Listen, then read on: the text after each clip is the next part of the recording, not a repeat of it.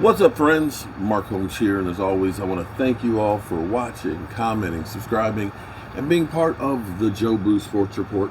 Without you guys, as well as you ladies, you know that this literally does not work. It's been a crazy ass day. Today is the first day of the rest of my life, and the first day that I'm trying to get my shit together, literally, because I've got to do better for my health. I've started my cooking as well as keto channel. I'm putting recipes on there, and I'm basically putting my keto journey and everything that is about me and my health out there. So hopefully it will help others. Maybe we end up working together and following along. Maybe I'll inspire some people. Maybe some of you guys will inspire me to go on, because getting in shape and losing weight and getting your blood pressure down is not an easy thing to do for anybody, and maybe we can all support each other. So I got started with that. I've got my CNC machine, which is crazy. Still learning how to really use it and the software and everything else. I'm not good with doing something new and different. I've had a couple of times where I'm thinking about using the machine and not knowing how to use it. It's like, I'm getting ready to go back to my regular way of doing things. And so I have to get out of that mindset and understand, don't be afraid of something new. And of course, dealing with all of the stuff that is the Dallas Cowboys.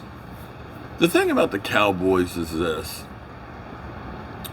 as rich as Jerry Jones is, and as beautiful as the stadium is, and the fact that the Cowboys are the most popular franchise in football, and Jerry's got more money than he'll ever be able to spend.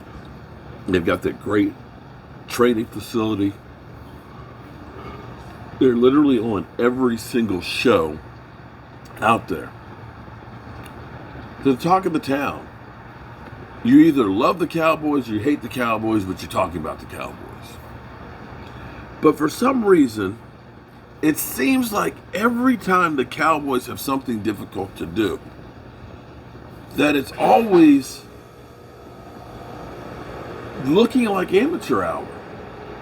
They look like they don't have a clue. It's like they're afraid to do something, and so they wait. Look, let's be clear. Jason Garrett, after 3 years of 8-8, should have been canned then. I know we had the 2014 season and we were the catch no catch away. I get that. And he was coach of the year. Or was it? No, that was 2016. But then the following year, where you lose Romo and you only win one game without him, that was definitely a year that you should have looked at and said, okay, you have Brandon Wheaton in your wheelhouse for a year and a half, and you can't coach him to win one stick a game. You're only good because of what Tony Romo did. You're not really coaching them.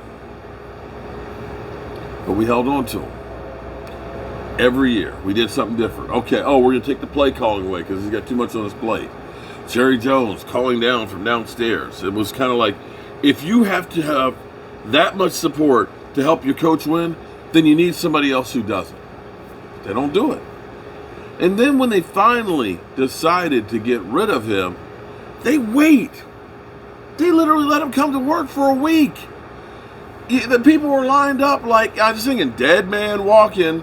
Dead man walking. They can't even fire a guy when it's beyond time to do it. It comes to contracts. You screwed up with D-Law. He ended up basically saying, screw you, I'm not going to get my shoulder worked on top of a contract, and you messed up a season. You messed up Zeke Elliott because he spent time in Cabo, and you're up there saying, Zeke who? You literally trashed your players. Now you got Amari Cooper, your wide receiver, and you're putting him on blast in public. Why is everything so painful with the Cowboys? Why is everything always in the public eye? Is it only about being in the public eye? Or is it about winning? Because now, here we go. You want Mike McCarthy or not want Mike McCarthy? Because what you've done now is you've now cut Mike McCarthy's legs off. You'd already let him know, I'm only holding on to you till I got something better. How would that work? How would that work with your wife or your girlfriend if you said, you know what, baby, if I can find somebody better, I'm out the damn door. You better be sleeping with one eye open because you cut your ass. I ain't gonna lie. You have to work with this guy. And now you basically just said, I really don't like you, but I ain't got nothing better yet to come along. And when it does, you're gone. How is that going to work? You've undermined him in the same way you have undermined Jason Garrett. Just the fact that you've done this, to me, almost says you need to move on from Mike McCarthy. Because once you mess up in a relationship, every time something happens in the back of your mind, you're going to be thinking about it. You're going to remember that time when they said, I'm only here because I don't have a better option.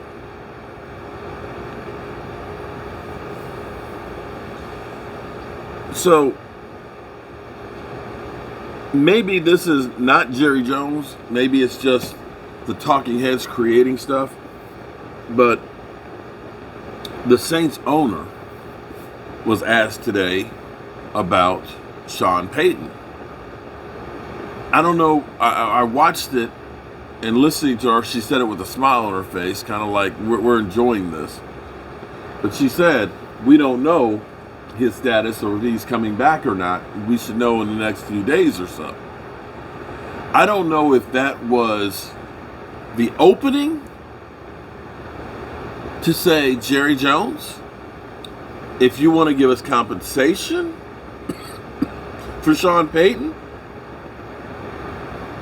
then we are all ears because we don't know. If you say we don't know, because see, you could have said Sean Payton is under contract with us. Sean Payton will honor his contract. She didn't say that. She left it up to him. She left it solely up to him on whether or not he was coming back. See, there's a little difference there. And of course, you already know Jerry Jones has gone through there and saying, I'll keep Mike McCarthy because guys like Bill Belichick aren't available.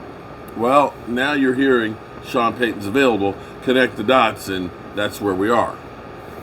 And like everything, be it whether Dak Prescott's going to remain the starter or Tony Romo's going to come back, or if it's going to be, is Dez Bryant going to be part of the Dallas Cowboys?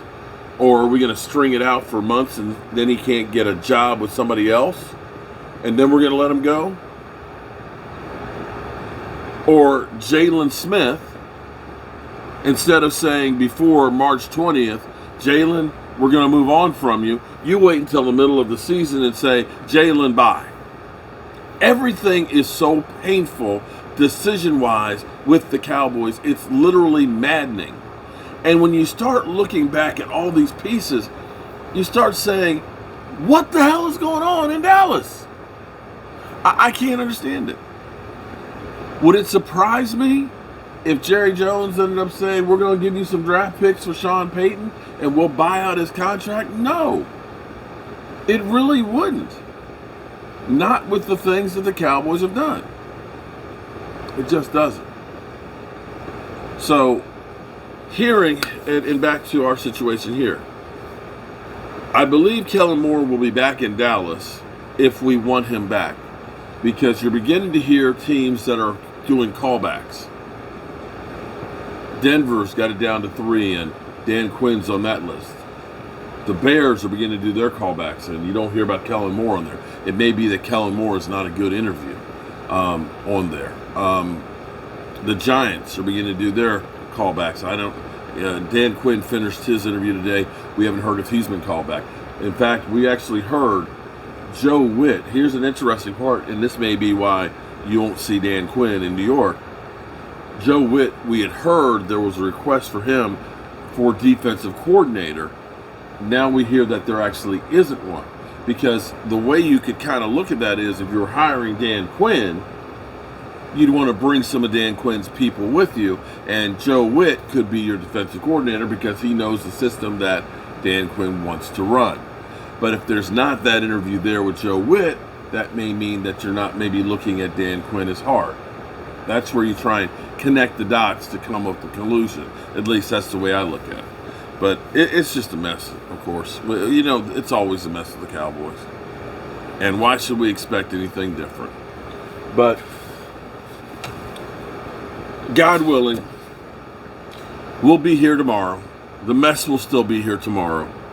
And if we are here, we'll be talking about it. I want to thank everybody for all the support, all the new subscribers on the new channel. And I appreciate each and every one of you guys. We'll be getting I'll be updating my website with some of the new stuff we'll be putting in there and capabilities soon. Soon we will be able to do that. So look forward to getting that stuff out there and getting the stuff to you guys. All right? Peace out.